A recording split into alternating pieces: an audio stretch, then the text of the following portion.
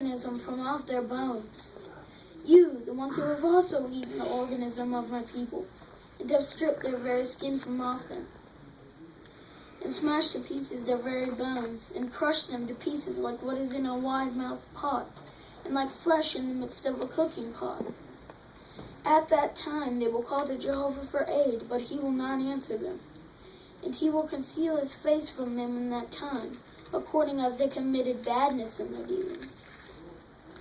This is what Jehovah has said against the prophets that are causing my people to wander, that are biting with their teeth, and that actually call out peace, that when anyone does not put something into their mouths, also actually sanctify war against him. Therefore you men will have night, so that there will be no vision. And darkness you will have, so as not to practice divination. And the sun will certainly set upon the prophets, and the day must get dark upon them. And the visionaries will have to be ashamed, and the diviners will certainly be disappointed. And they will have to cover over the mustache, all of them, for there is no answer from God. And on the other hand, I myself have become full of power, with the spirit of Jehovah and of justice and mightiness, in order to tell to Jacob his revolt, and to Israel his sin. Hear, please, this, you head ones of the house of Jacob, and you commanders of the house of Israel, the ones detesting justice, and the ones who make it even everything that is straight crooked, building Zion with acts of bloodshed, and Jerusalem with unrighteousness. Her own head ones judge merely for a bribe, and her own priests instruct just for a price, and her own prophets practice divination simply for money. Yet upon Jehovah they keep supporting themselves, saying, Is not Jehovah in the midst of us? There will come upon us no calamity.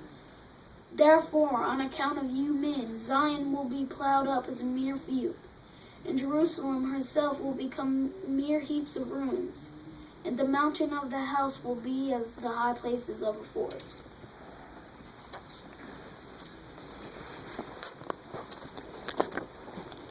So that was pretty awesome.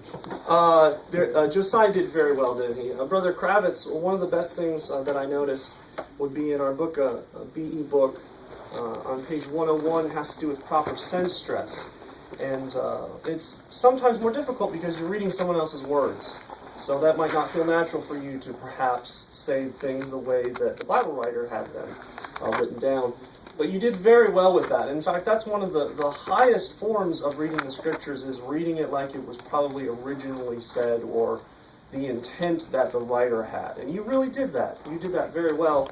A couple times towards the start, some of chapter 3, the denunciation, you really hit home individual words. You made them stand out, but you didn't pause too long. It wasn't overly dramatic. That was very good.